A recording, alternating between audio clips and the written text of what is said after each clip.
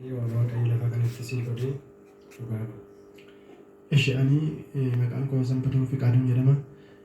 Kan jiraadhu naannoo kana waan Waaqayyo naaf godhee waan baay'eedha garuu dubbatamee waan hin dhumneef muraasa hin keessaa dubbadha. Innis akkuma kana qaniinsaa jimaata garuu galgala jechuudha. Kanaan dura na dhukkubaa ture.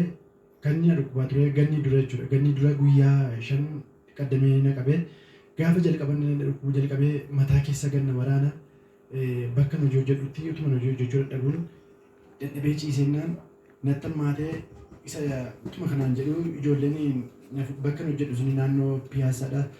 Achii kaasee magoorratti ijoolleen na fuudhee dhufee mataa keessa ganna waraanaa lafti naan maraa dhannan na gubaa asiin immoo kalee kana keessa na dhukkubaa jechuudha. Gaafa mana yaalaa dhaqee jedheedu taayifoodii fi taayifeesii si qabee naan jedhanii birrii manaan jedhanii narraa fudhatanii jechuudha.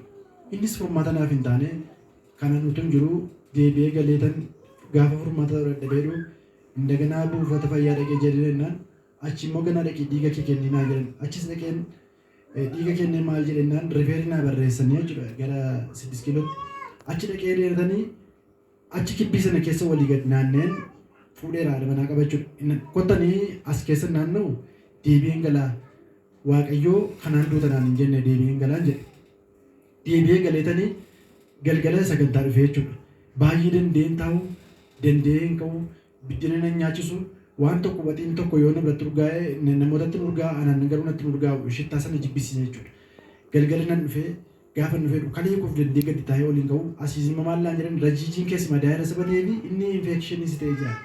Kanaafuu achitti si barreessina naa jedhan achi isee galeetan kadhatamuun na qaadee murteessee dhufee galgala gaafa dhufee dheedu naa kadhadhaan jedheen kunatti raajiin faasiru naa kadhadhaan nan as zayitii fudhadheeraa harka isaaniitiin kana sukkumanii naa kadhatanii jechuudha.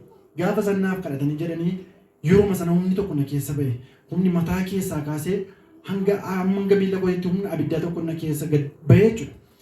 Ati duratti maal hojjechaa turte naan jennaanii duratti hojii tajaajilaan hojjechaa ture tajaajilaan ture jechuudha. Biyyattiin tajaajilaa as garuu haalli biyyaa fi haalli as keessaa kun wal namaaf hin kennu sabatee fi gara hojii biyya lafaatti goreera yeroo jedhu hojii kan mataa kootiitti jechuudha.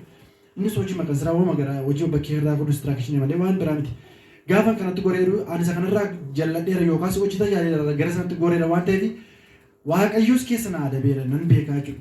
Garuu gaafa sanaa kaasee yeroo isaan naa kadhatanitti harka isaan irra kaanii naa kadhatan sanatti humni fayyisu tokko na keessa darbe. Nan fayyee qaleen koos fayyaadha. Biddeenas nan nyaadha. Bishaanis nan dhugaa. Ba'ees nan galaa. Waaqayyo na gargaareera.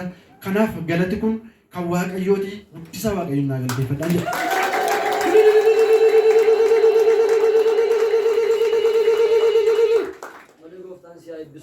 Gaafa rajiijiin kee akkasii dubbattee turte rajiijii kee sanaaf referii fudhatte sana amma umaliis.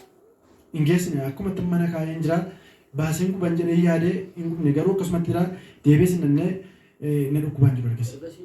Nagaa koodha. Isaan garuu rajiijiin kee akka maal ta'uuf si laata referii.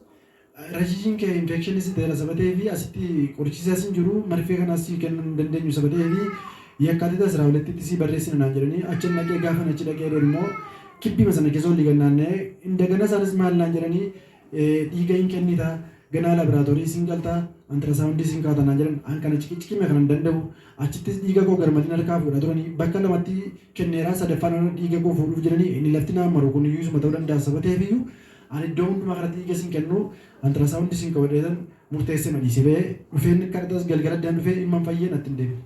Amma nagaa keeti. Nagaa koodha. Mee galateeffadhaa